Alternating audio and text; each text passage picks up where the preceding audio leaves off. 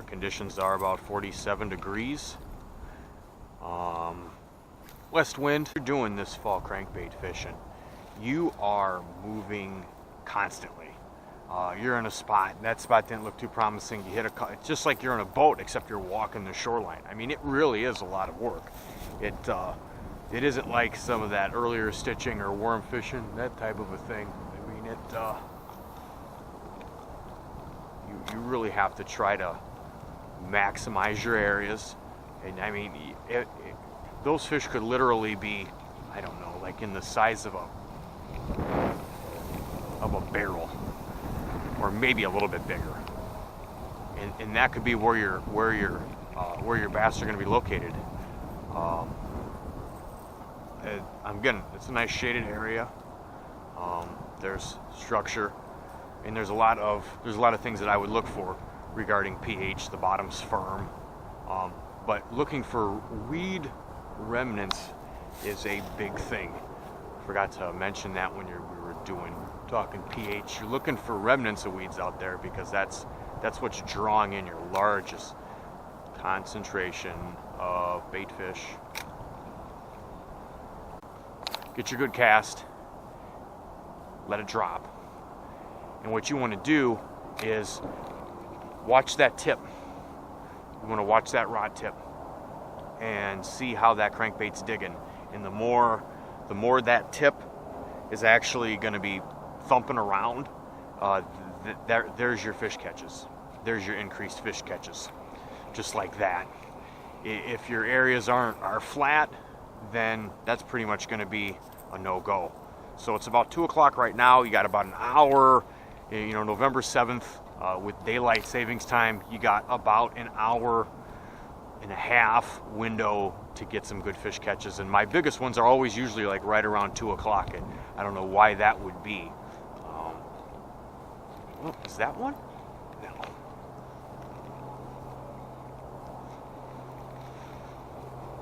But again, that rod gave a good jerk. There's a pretty steep drop off right there, so I'm not going to ignore that.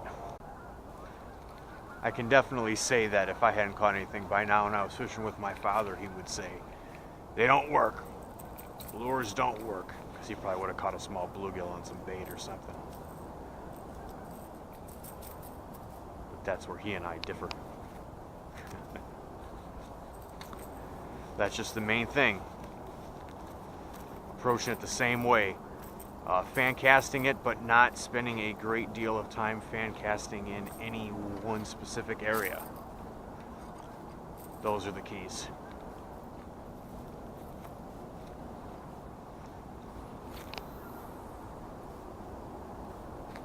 Because you could get really bogged down trying to find fish. Even if you were in a boat, you talk about running and gunning. Even if you were in a boat on this lake, it is a small lake, but I mean, you could get really caught up and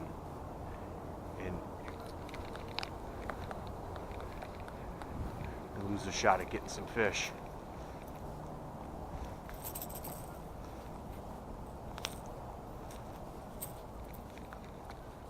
But fishing intelligently is the key. Now, if you're not getting crankbait bites, and you've got what you believe to be the world's best crankbait on the end of your line, you're going to have to switch at some point, and a spinnerbait is a great second pick. Usually I decide to run a spinnerbait after I've cranked for about 45 minutes, maybe an hour, if I haven't had any success with that. Whoa!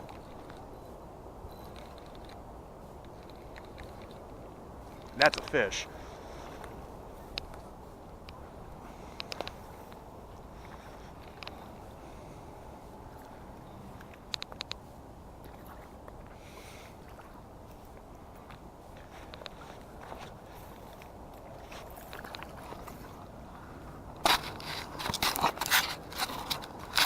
All right, camera's on. Great. First Wampum Lake bass. Good bread and butter size.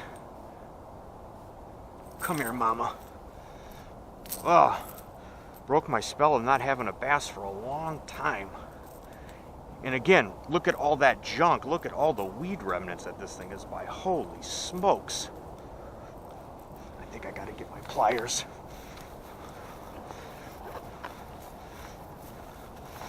There we go. That is a nice bass for the fall. Definitely nothing to scoff at there. Look at that. It's about 20 inches. I'm getting my camera on this puppy and I'm snapping a photo.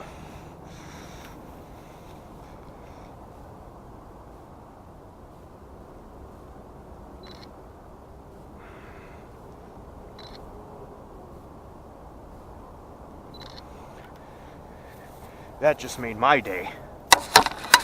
Let's get this one back in the water.